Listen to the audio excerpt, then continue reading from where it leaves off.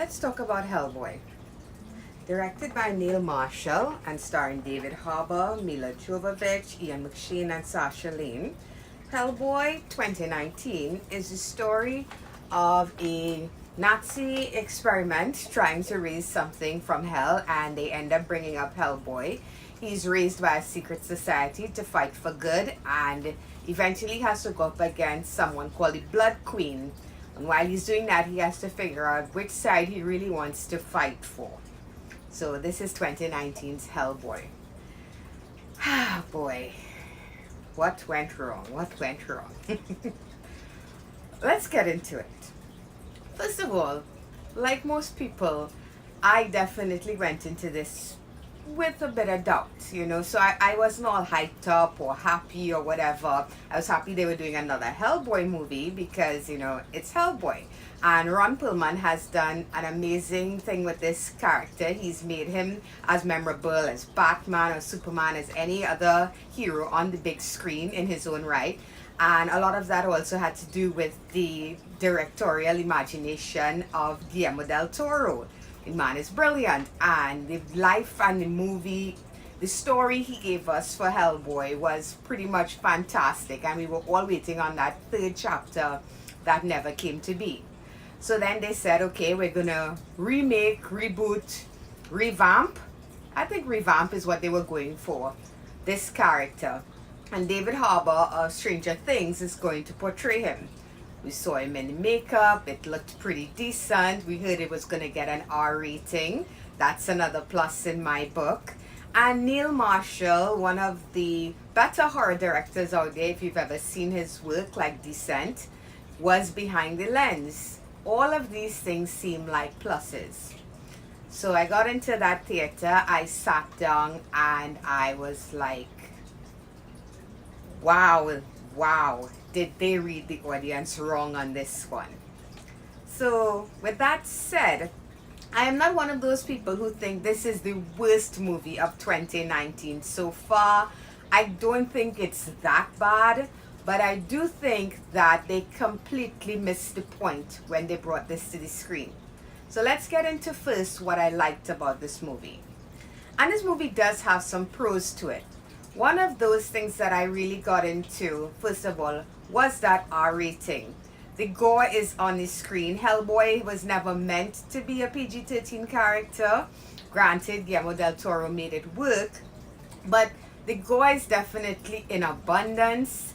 It's well done most of the time. So also the grosser stuff, I also really liked the CG and practical effects. I would say about 70% of the time it worked, especially when it came to creature design, like Baba Yaga and the house that she travels in, and the big giant, sort of like a minotaur, but not the pig guy. And I'm gonna be a little spoilery here, guys, because honestly, there's not much that I think people would not get into heavily about this movie. So I thought the creature designs worked really well. Baba Yaga, like I said, was one of the best, honestly, on screen. And I almost got some Silent Hill vibes from the last half of this, when the apocalypse comes to be and the creatures that were coming up from hell. These creatures definitely had a really original feel to them, to their designs. They were the stuff of nightmares, and it most definitely looked original. I hadn't seen anything like that before. Other than, like I said, I did get a Silent Hill vibe from some of them, but the designs, there was a lot of thought went into these designs. Another thing, again, that I liked about this movie is the fact that it relied heavily on its source material, the comic books. There's a lot of references to what we get in the comics if you've read Hellboy comics. Like I said, the Blood Queen, Baba Yaga, a lot of the characters that are here, the names that are dropped, the story itself, even though Guillermo did do something like this as well, but he didn't draw as heavily, I think, and they relied more here. I like that. I enjoy that, and I think for fans of the comic books, they're gonna get into that and enjoy that as well. David Harbour is Hellboy. I will say this for him. I do think he's trying. I do think he didn't go into this deciding to sleepwalk through this entire thing. He is definitely trying to convey what he can with this character, you know, how conflicted this character is, because he's not of our world, but he has to fight for us. And yet, of course, it's one of those cases where you're a hero, but everybody sees you as a monster, that sort of thing. You know, you get that Frankenstein vibe going on right there. So he's very conflicted, you know. He loves his father. He loves, you know, he doesn't believe in destroying everything that's around him.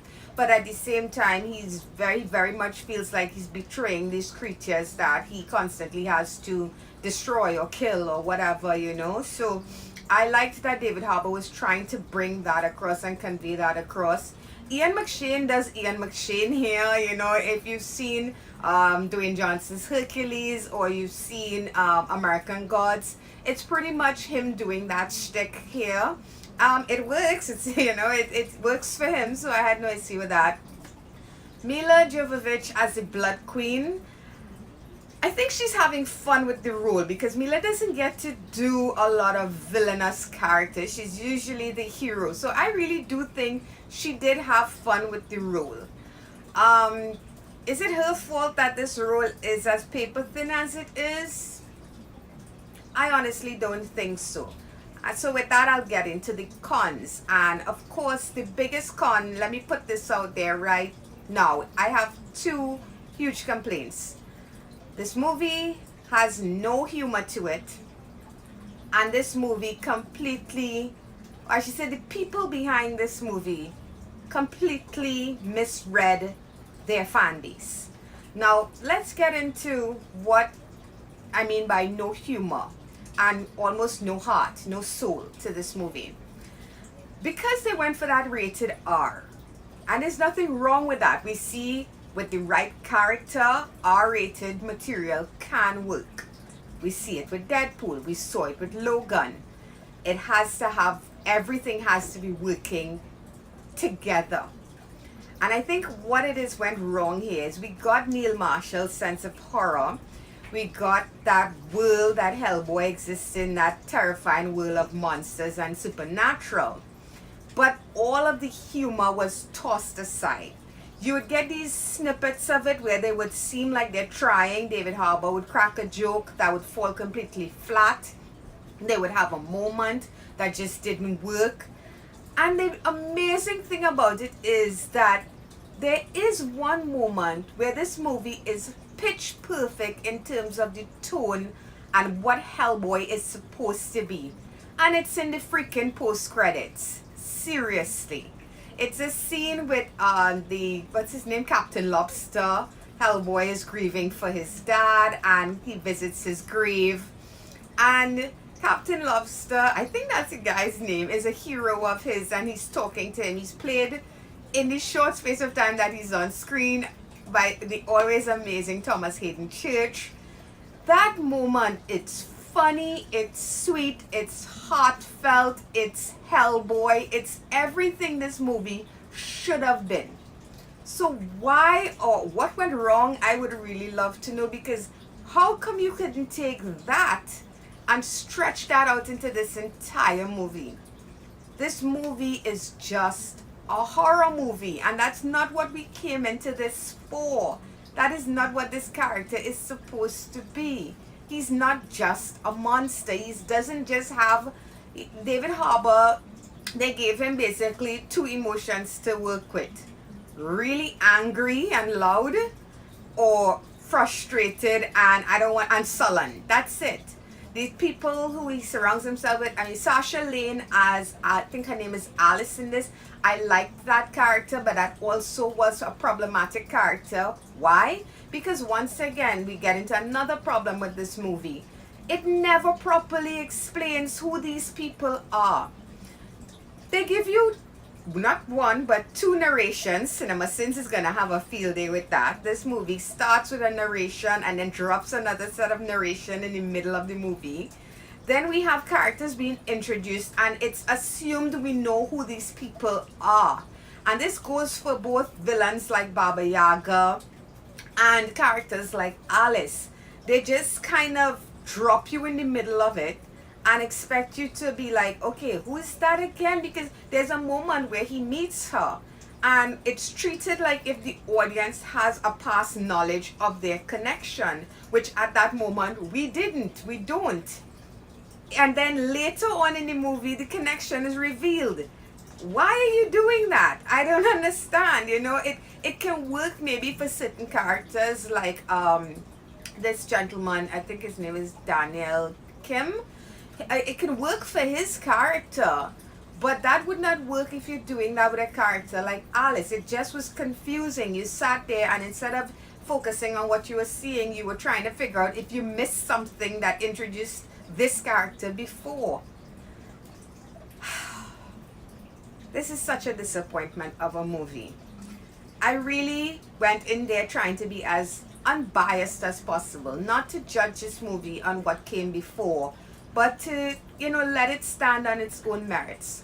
And with that, I'll say, as a fan of horror, if I went into this knowing that this was a straight up horror gore fest based in the world of Hellboy, I might have enjoyed it a bit more.